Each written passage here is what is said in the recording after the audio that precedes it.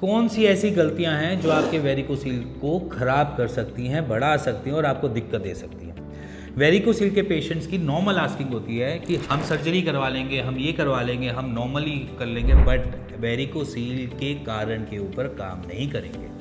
Basic फंडा क्या है कि अगर आपने अपने वेरिकोसील के कारण को पकड़ लिया ना तो आप आधे ठीक वहीं पे हो गए। तो इसीलिए कुछ कारण ऐसे हैं जिसके ऊपर आपको काम करना ज़रूरी है। तो पहले से स्टार्ट करता हूँ कि पहला कारण क्या होता है। फर्स्ट रीज़न है आपकी हैवी वेट लिफ्टिंग। अगर आप बहुत जिमिंग जा रहे हो, हैवी वेट लिफ्टिंग कर रहे हो, तो वो आपकी वेरिकोसील को बढ़ा सकता है, क्योंकि हम बॉर्न बॉटम वेरिकोसील के पेशेंट नहीं हैं, हमने एक्वायर्ड किया है, कॉज बाय आपकी जिमिंग हो सकती है। तो जिमिंग को आपको ठीक करना पड़ेगा, लाइट वेट की तरफ जाना पड़ेगा, हैवी वेट लिफ्टिंग छोड़नी पड़ेगी। सेकंड है, अगर आप जिमिंग जा भी रहे हो और लाइट वेट भी उठा रहे हो तो उसके बाद भी आपने कुछ ब्रीथिंग एक्सरसाइजेस के साथ अपने वेट को कैरी करना पड़ेगा।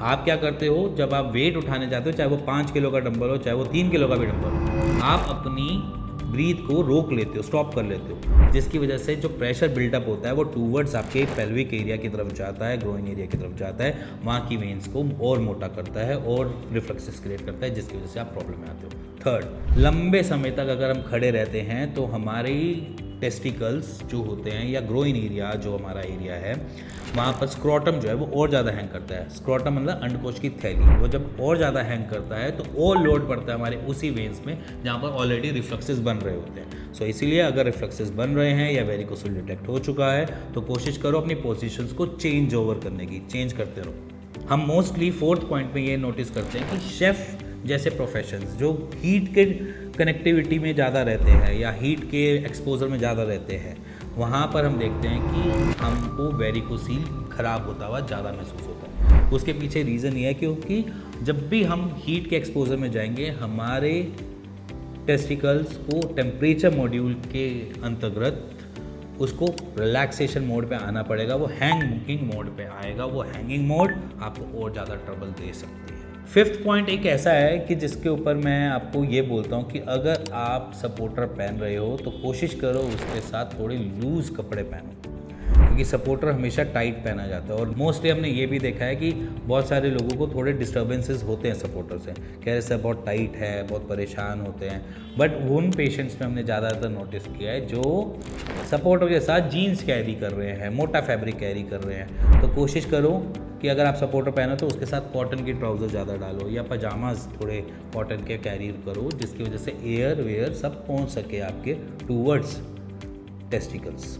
सिक्स पॉइंट, फिज़िकल एक्टिविटी अगर आपके साथ कैरी फॉरवर्ड हो रही है, मतलब कि अगर मान के चलो मैं वॉलीबॉल खेलता हूँ और वॉलीबॉल खेलने से मेरे को वेरिकोसील बना है, तो वॉलीबॉल मेरा एक रीज़न हो सकता है जिसकी वजह से मैं वेरिकोसील का पेशेंट बनाऊँ।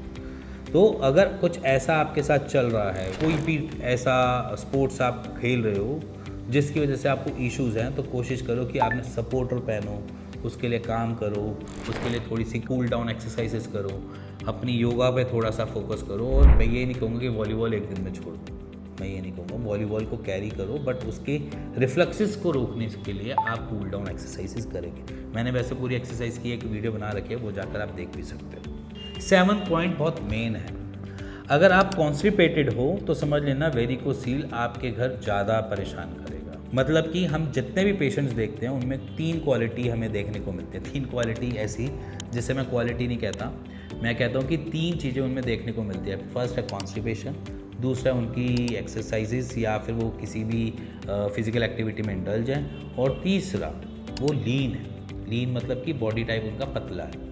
तो ये 3 मेजर चीज़ें जो वेरिकोसील बनने में हेल्प करता है। तो अगर मैं बात करी जाए कि यहाँ पर अगर आप ये प्लान करते हो कि कॉन्स्टिपेशन बनी रहे, कोई दिक्कत नहीं है, एक दिन नहीं हुआ कल चले जाएंगे, अगर कुछ भी आप ऐसा कुछ अपने माइंड में लेकर चलते हो तो सबसे बड़ी गलत है। आप एक्सरसाइज करो बट अपनी कॉन्स्टिपेशन के ऊपर आज से काम करना स्टार्ट कर दो। कॉन्स्टिपेटेड रहोगे तो वेरिकोसील और ख़राब होगा। तो उसके लिए आपको कुछ भी लेना हो, जैसे कि मान लीजिए अगर आप इसबगोल लेते हो तो भी बढ़िया है। अगर आपको लगता है कि मैं नॉर्मली त्रिफला खाकर अपनी कॉन्स्टिपेशन को ठीक कर सकूँ तो त्रिफला खाकर भी अपने कॉन्स्टिपेशन को हील करना जरूरी है। 8th पॉइंट, अगर आपके टेस्टीज में पेन है और वो चाहे रेडिएटिंग पेन है, चाहे वो टेस्टीज में पेन है, और आप उसको इग्नोर कर रहे हो रादर देन उसको सॉल्व कर रहे हो, तो मेरे ख्याल से आप अपने आप को इग्नोर ही कर रहे हो एक तरीके से। तो अगर आप समझो कि अगर कुछ भी ऐसा आपके साथ हो रहा है तो आप इसमें सिट्स बात कर सकते हो। सिट्स बात की मैं आपको ये सामने दिखा दूँ, इस तरीके से सिट्स बात किया जा सकता है, सिट्स बात कर सकते हो। दूसरा, अपने पैरों को दीवार के सपोर्ट के साथ थोड़ा टाइम लाई डाउन होकर उसमें रिलैक्सेशन ले सकते हो, जिससे रिफ्लेक्सेस खुले, क्योंकि जितना लंबा टाइम रिफ्लेक्सेस बने रहेंगे वो आपकी वेन्स को और ज़्यादा मोटा करेंगे, वहाँ का डायमीटर और मोटा करेंगे। तो उनसे बचने के लिए इन सारी चीज़ों को फॉलो करो। ये कुछ चीज़ें हैं आपके स्क्रीन पे, ये चीज़ें रोज़ डेली बेसिस पे करना स्टार्ट कर दो, जिससे आपका पेन भी कम हो, आपके रिफ्लेक्सेस भी कम बने और उसके साथ साथ आप हीलिंग स्टेज पे भी जा सको। हमारे पास कुछ ऐसे पेशेंट्स भी आते हैं जिन्होंने तकरीबन 3-3 साल 4-4 साल टेसू के फूल की पोटली बनाकर काम किया या टेसू के फूल को टब में डाल के काम किया, बट वो हील नहीं हो पाए। कुछ ऐसे भी आते हैं जो सेल्फ मेडिकेशन करते हैं कि वो कांचना गूगल खा लेते हैं या वद्दी वाटिका वटी लेना चालू कर देते हैं, ठीक है। तो ये कुछ सेल्फ मेडिकेशन ना काम नहीं करती इसमें, क्योंकि आपका रूट कॉज जो है वो शायद आपका लाइफस्टाइल है और जो उसमें काम करने वाली चीज़ें वो अलग है। मेरा शरीर अलग हो सकता है, आपके सामने वाले का शरीर अलग हो सकता है, क्या पता कांचना मेरे ऊपर काम कर सकती है, आपके ऊपर नहीं करती। तो अगर आप ऐसा करते हो कि सेल्फ मेडिकेशन में चले जाते हो या कोई भी ऐसा ट्रीटमेंट लेना चालू करते हो फिर भी आपको उसमें फ़र्क नहीं दिख रहा, तो इट मीन्स कि वो काम ही नहीं कर रही ट्रीटमेंट।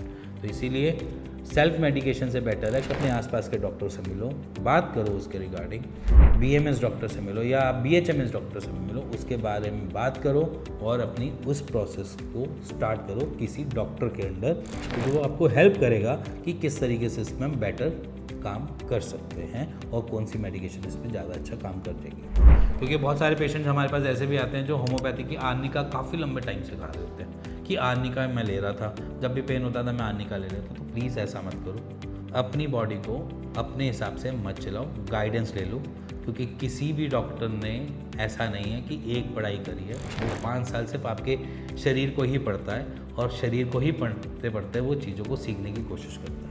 सो गाइज, मेरे ख्याल से ये कुछ ऐसी चीज़ें हैं जहाँ पर हम वेरिकोसिल को ख़राब कर पाते हैं या ख़राब हो जाती हैं इन सारी चीज़ों से। तो इसीलिए जो भी मैंने आपको टिप्स बताई हैं उसको क्लियर ऑफ करो, अपनी लाइफस्टाइल से जैसे भी है उसको थोड़ा सा सेटल डाउन करो या ठीक करने की कोशिश करो, जिससे आपका वेरिकोसिल और ना बढ़े और वेरिकोसिल जितना है उतने में आपको प्रोडक्टिविटी, जैसे कि आपकी इनफर्टिलिटी किसी भी चीज़ से हैम्पर हो रही हो तो उसमें कुछ ना कुछ आराम मिल जाए। तो इसी के साथ मिलते हैं नेक्स्ट वीडियो के लिए। तब तक आप ये कुछ ऐसी बिफोर आफ्टर की रिपोर्ट्स देखो जहाँ पर पेशेंट क्योर हुआ है विदाउट सर्जरी।